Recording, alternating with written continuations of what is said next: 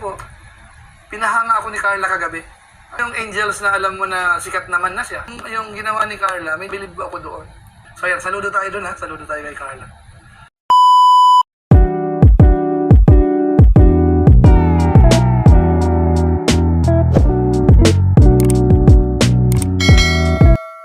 Ito muna mga kabayan natin, ano.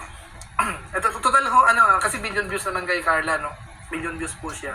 Alam niyo po, pinahanga ako ni Carla kagabi. Ito ay unang bulong ko po, unang bulong. Hindi ito makaka-apekto doon sa sa upload nila Kasi yung Angels ho, medyo sila, nauna kaming dumating. So nakapwesto na kami doon sa table.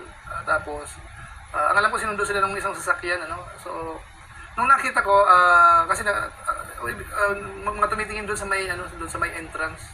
So nakita ko mga Angels ka ako nandoon, mga Angels. Kami nakaupo kami sa bandang sentro, pinaka-sentro kami, tapos siguro pangalawang table kami sa unahan. So yung isang table pa sa likod ko, nandun yung tatay ni Kuya David. Nung una nandun si Kuya Bal, nakaupo nung una. Tapos entrance na pong salamin yun. So nagpasok po yung mga angels. So nalinganan ko naman po sila na mga angels ako dumating. Tapos balik ako sa upuan. Tapos yung mga angels, so duman sa may side ko. Kasi yung table, halimbawa ganyan, nandito ako sa malapit sa corner. Pagdating ko ng mga angels, huminto si Carla sa tapat ko. Nagulat ako. Alam mo anong ginawa ni Carla? Hinawakan yung kamay ko, nagmano sa akin. Pati ako nagulat kasi hindi po ako masyadong nagpapamano basta-basta. Kasi ayoko akong ma-feel na parang tanda-tanda ko na. Di ba yung tradition na pagmamano? Sa probinsya kasi, mahalaga kasi yan mga bayan natin. Although, siyempre, tradition yan.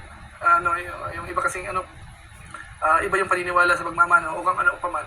Pero ang punto ko po, yung Angels na alam mo na sikat naman na siya, sikat na marami nang humahanga. Ang gulat ka parang, mano eka. Parang yung paggalang na nandoon po, So, wala na ako nagawa, na lang ako, ko yung kamay ko. Kasi kung alam ko na, iba kasi yung expected, iba kasi yung dating na nagkasalubong kayo, nagkabatian kayo, mano po. Hindi ka yung mga tipong tahimik ka, ganun ka. Biglang lumapit sa'yo, hinawakan yung kamay mo, parang So, kay Carla kagabi, So, iba yun iba yung ganong dating.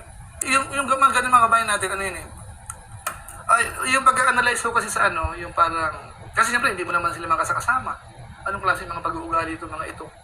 Ibig sabihin ba, yung mga ganun, yung mga paminsan-minsan na nakakasalamuha mo sila, doon makikita mo makikita mo anong klaseng pagkatao. Po. So ganun ayoko man kung nagpapamano, pero yung ginawa ni Carla, medyo napabilib ako doon. Kaya hina-highlight ko po dito. Po, unang bulong natin. So nakita ko kahit ganun kasikat siguro si Carla sa ngayon, pa rin ba? Kumbaga down to earth pa rin siguro ang sa pakiramdam ko po. Medyo pa rin siya. Ibig sabihin yung ano man siya dati, parang hindi pa siya yung nakakalimutan yun. Yung tipong magmamalaki na siya, viral na ako, na-viral ako dahil magaling ako, dahil madiskarte ako, dahil kung ano yung puro ako. Parang wala po si Carla noon sa analysis ko po, sa naobserbahan ko. So yan, saludo tayo dun ha, saludo tayo kay Carla. Yan. Basa mo naman ng konting comment,